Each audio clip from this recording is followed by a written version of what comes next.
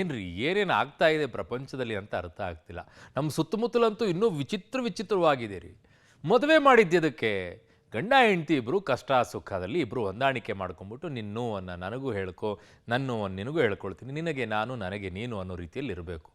ಏನ್ರಿ ಎಂತೆಂಥ ದುರುಳರಾಗ್ತಾ ಇದ್ದಾರೆ. ಹೆಂಡ್ತಿನಾದರೂ ಕೊಚ್ಚಿ ಕೊಲೆ ಮಾಡ್ತಾರೆ, ಇಲ್ಲ ಗಂಡನಾದರೂ ಕೊಚ್ಚಿ ಕೊಲೆ ಮಾಡ್ತಾರೆ, ಇಲ್ಲ ಏನೋ ಒಂದು ಪ್ಲ್ಯಾನ್ ಮಾಡ್ತಾರೆ. ಇಲ್ಲೊಂದು ಕಥೆ ಇದೆ. ಈ ಮೇಡಮ್ಮು ಗಂಡನ ಜೊತೆಗೆ ಹೋಗ್ಬಿಟ್ಟು ನೀರಿನಲ್ಲಿ ಫೋಟೋ ತೆಗಿಬೇಕಾದಂಥ ಸಂದರ್ಭದಲ್ಲಿ ಬ್ರಿಡ್ಜಿಂದ ಕೆಳಗಡೆಗೆ ತಳ್ಳಿಬಿಟ್ಟಿದ್ದಾಳೆ. ಅಯ್ಯಯ್ಯಯ್ಯಯ್ಯೋ, ಅವನ ಅದೃಷ್ಟ ಬದುಕೊಂಡು ಬಂದಿದ್ದಾನೆ ಇವಾಗ. ಯಾಕೆ ತಳ್ಳಿದ್ಲು, ಏನು ಕತೆ, ಸ್ಟೋರಿ ಇಲ್ಲಿದೆ ನೋಡಿ. ಪತಿಯನ್ನೇ ನದಿಗೆ ತಳ್ಳಿದ ಪತ್ನಿ, ಫೋಟೋ ತೆಗೆಯುವ ನೆಪದಲ್ಲಿ ಘಟನೆ. ನದಿಯಲ್ಲಿ ಈಜಿ ಬಂಡೆ ಮೇಲೆ ನಿಂತ ಪತಿ. ಯಾಕೇನಾಯ್ತು?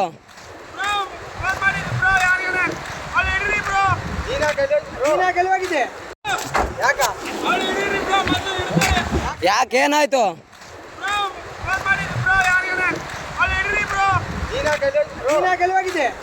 ಹೀಗೆ ಕೃಷ್ಣಾ ನದಿಯ ಕಲ್ಲು ಬಂಡೆಯ ಮೇಲೆ ನಿಂತು ಪ್ರಾಣ ಕಾಪಾಡುವಂತೆ ಕೂಗ್ತಾ ಇರುವ ಈ ವ್ಯಕ್ತಿಯ ಹೆಸರು ತಾತಪ್ಪ. ರಾಯಚೂರಿನ ಶಕ್ತಿನಗರದ ನಿವಾಸಿ. ಪತ್ನಿ ಗದ್ದೆಮ್ಮಳನ್ನ ಅವಳ ತವರು ಮನೆ ಯಾದಗಿರಿಯ ವಡಗೇರಾದಿಂದ ಕರೆತರುವಾಗ ರಾಯಚೂರು ತಾಲೂಕಿನ ಗುರ್ಜಾಪುರದ ಬ್ರಿಡ್ಜ್ ಕಮ್ ಬ್ಯಾರೇಜ್ ಬಳಿ ಫೋಟೋ ತೆಗೆಯೋ ನೆಪದಲ್ಲಿ ಪತ್ನಿ ಪತಿಯನ್ನ ನದಿಗೆ ತಳ್ಳಿದ್ದಾಳೆ. ನದಿಗೆ ಬಿದ್ದ ತಾತಪ್ಪ ಪ್ರಾಣ ಉಳಿಸ್ಕೊಳ್ಳೋಕೆ ನಾನಾ ಹರಸಾಹಸ ಮಾಡಿ ಕಲ್ಲು ಬಂಡೆ ಇದ್ದಿದ್ರಿಂದ ಉಳಿದಿದ್ದಾನೆ. ಮೊಸಳೆಗಳ ಆವಾಸ ತಾಣವಾಗಿರುವ ಗುರ್ಜಾಪುರ ಬ್ರಿಡ್ಜ್ ಕಮ್ ಬ್ಯಾರೇಜ್ ಬಳಿ ತನ್ನ ಪ್ರಾಣ ಉಳಿಸ್ಕೊಳ್ಳೋಕೆ ಪರದಾಡಿದ್ದಾನೆ.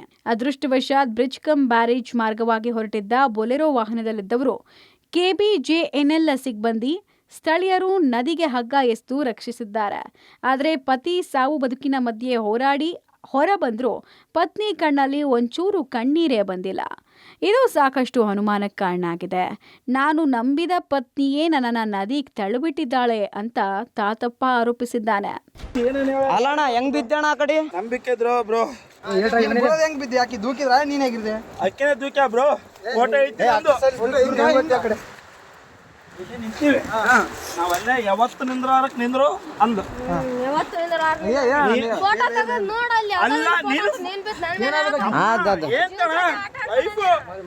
ನಾನು ಹೊಸ್ತಾಗಿ ಒಂದು ಸೆಲ್ಫಿ ಇಳಂದ್ರೆ ಒಲ್ಲೆ ಅಂದು.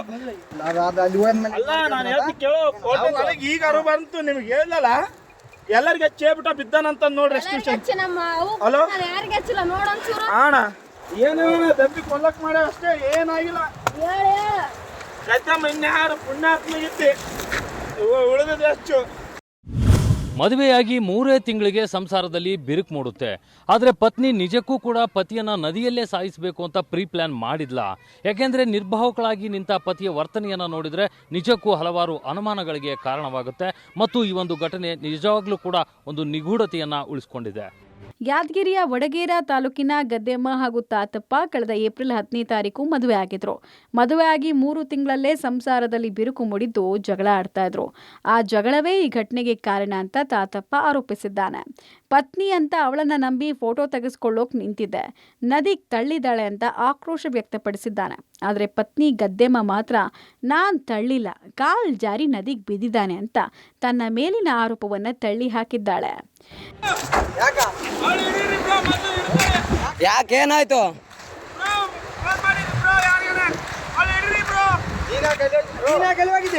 ಯಾರಿಗೆ ಫೋನ್ ಮಾಡಿಲ್ಲ, ನಮ್ಮ ಮಮ್ಮಿಗೆ ಹಚ್ಚತ್ತೇನ್ರಿ. ಫೋಟೋ ತೆಗಿತೀನಿ ಅಂದ್ರೆ ಅತ್ತ ಏನಾಗ್ಬೇಕು ನಿಮಗೆ? ನಮ್ಮ ಹಸ್ಬೆಂಡ್ ಮತ್ತೆ ಯಾಕೆ ತಾನಲ್ಲಿ ನಿಂತು ಫೋಟೋ ತಗೋತಾನ, ತೆಗ್ದಿನಿ, ಕಾಲ್ ಜಾರಿ ಬಿದ್ದಾನ.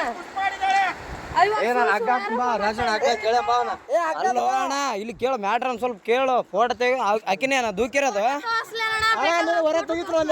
ಅಲ್ಲೇರ ತುಂಬಿ ಹರಿಯುತ್ತಿದ್ದ ಕೃಷ್ಣ ನದಿಯಲ್ಲಿ ಬಿದ್ದು ತನ್ನ ಜೀವನ ಉಳಿಸಿಕೊಂಡು ಬಂದಂಥ ತಾತಪ್ಪ ತನ್ನ ಪತ್ನಿಯೇ ತನ್ನನ್ನು ಫೋಟೋ ತೆಗೆಯುವ ನೆಪದಲ್ಲಿ ನದಿಗೆ ತಳ್ಳಿದ್ದಾಳೆ ಅಂತ ಆರೋಪಿಸಿದ್ದಾನೆ ಮತ್ತು ಆಕ್ರೋಶವನ್ನು ವ್ಯಕ್ತಪಡಿಸಿದ್ದಾನೆ. ಆದರೆ ಪತ್ನಿ ಮಾತ್ರ ಪತಿ ಕಾಲ್ ಜಾರಿ ಬಿದ್ದಿದ್ದಾನೆ ಅಂತ ತನ್ನನ್ನು ತಾನು ಸಮರ್ಸ್ಕೊಂಡಿದ್ದಾಳೆ. ಆದರೆ ನಿಜಕ್ಕೂ ಕೂಡ ಅವರಿಬ್ಬರ ಮಧ್ಯೆ ನಡೆದಿದ್ದಾದರೂ ಏನು, ಪತ್ನಿಯೇ ಪತಿಯನ್ನ ನದಿಗೆ ತಳ್ಳಿದ್ಲ ಅನ್ನುವಂಥದ್ದು ಪೊಲೀಸ್ ತನಿಖೆಯಲ್ಲೇ ಬೆಳಕಿಗೆ ಬರಬೇಕಾಗಿದೆ. ರಾಯಚೂರು ಗ್ರಾಮೀಣ ಪೊಲೀಸ್ ಠಾಣಾ ವ್ಯಾಪ್ತಿಯಲ್ಲಿ ಘಟನೆ ಆಗಿದೆ. ಘಟನೆಯಿಂದ ಆಘಾತಕ್ಕೆ ಒಳಗಾಗಿರುವ ತಾತಪ್ಪ ಕುಟುಂಬಸ್ಥರು ದೂರು ದಾಖಲಿಸೋಕೆ ಮುಂದಾಗಿದ್ದಾರೆ. ಪೊಲೀಸ್ ತನಿಖೆ ಬಳಿಕ ಅಷ್ಟೇ ಘಟನೆ ಘಟನೆ ಬಗ್ಗೆ ಸ್ಪಷ್ಟ ಚಿತ್ರಣ ಬೆಳಕಿಗೆ ಬರಲಿದೆ. Vijay Jagatkal, Public TV, Raichur.